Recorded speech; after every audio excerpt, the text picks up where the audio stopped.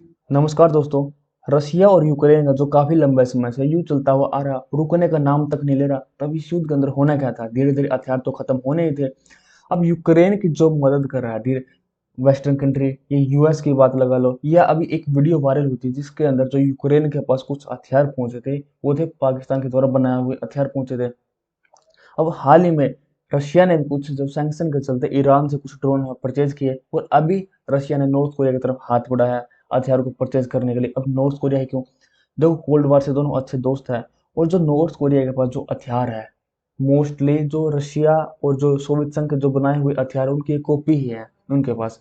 अब कितने हथियार रशिया परचेज करने वाला है, कौन कौन से हथियार परचेज करेगा? देखो, इसमें सबसे ज्यादा होंगे जो गन्स वगैरह, जैसे कि AK-47 मशीन गन, ये सब चीजें परचेज करेगा। क्योंकि जब कोई एक सैनिक अगर युद्ध के अंदर उतरता है तो उसके पास अच्छी खासी गन्स, जो गोलियां वगैरह बहुत ज्यादा होनी जरूरी है। और जो रॉकेट वगैरह बहुत कम परचेज करेगा।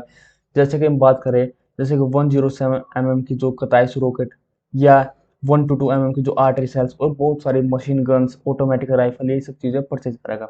अब ये बात तो है नहीं कि रशिया की जो नॉर्थ कोरिया है पहली बार रशिया को हथियार सप्लाई कर रहा है। सीरियन सिविल वार हुआ था तो उसमें भी रशिया ने, जो नॉर्थ कोरिया ने सीरिया को हथियार सप्लाई किए थे, जो ईरान को जो वेपन्स है वो सप्लाई किए थे। और अभी हाल ही में नॉर्थ कोरिया ने क्या, सीरिया और म्यांमार को जो सैंक्शन को चकमा देते हुए क्या है, उनको जो हथियार जो वेपन्स सप्लाई किए थे। इसके अंदर कौन कौन से जो वेपन्स थे, जैसे chemical weapons, ballistic missile, conventional weapons, multiple rocket launcher, surface to air missile, बहुत सारे जो वेपन्स है उसने सप्लाई किए थे। अब जो दोनों कंट्री के ऊपर सैंक्शन लगे हुए हैं, रशिया के ऊपर भी, नॉर्थ कोरिया के ऊपर भी, अब समुद्र के रास्ते तो बाई चांस व्यापार करेंगे, जो हथियार सप्लाई करेंगे, क्या होता है उनको सीज कर लिया जाए। तो इसलिए कहीं ना कहीं रेल के रास्ते, रेल के माध्यम से हथियार सप्लाई हो सकते हैं। तो इसके एक्सचेंज में नॉर्थ कोरिया चाहता क्या? अब फ्री में तो कोई चीज एक्सपोर्ट कर नहीं सकता। अब देखो, नॉर्थ कोरिया को दो दो फायदे होंगे। पहला फायदा क्या है? जो नॉर्थ कोरिया सोचता है कि देख, तो जो नॉर्थ कोरिया और साउथ कोरिया के वो एक बाउंड्री से दोनों अलग होते हैं। अब इस बाउंड्री के ऊपर दोनों के मतलब माहौल गर्म रहता है, युद्ध लड़ने के लिए हमेशा तैयार रहते हैं।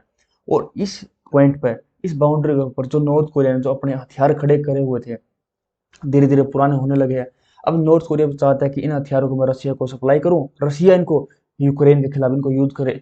तो उसके जगह पर हम नॉर्थ कोरिया सोचता है कि मैं इनके जगह पर क्या, पुराने हथियारों की जगह पर मैं नए हथियार इनको इस्तेमाल कर सकता हूँ। और दूसरा फायदा ये है कि अगर रशिया जो गन्स वगैरह, जो रॉकेट वगैरह परचेज करेगा नॉर्थ कोरिया से, तो रशिया हमारी कुछ फूड के मामले में, या फ्यूल के मामले में, या आदि जैसे कि खाद के मामले में थोड़ी बहुत मदद कर सकता है। क्योंकि नॉर्थ कोरिया पर इतने सैंक्शन लगे हुए हैं, बेचारा कुछ कर नहीं सकता। और तो बात, कुछ मिसाइल बना रहे हैं by chance north north Korea, तो उसके मामले हमारे थोड़े बहुत टेक्नोलॉजी के मामले में थोड़ी बहुत हमारी मदद कर सकता है, ताकि आगे आने वाले समय में हम अमेरिका या साउथ कोरिया के लिए हम उनको इस्तेमाल कर सकें उन वेपन्स को।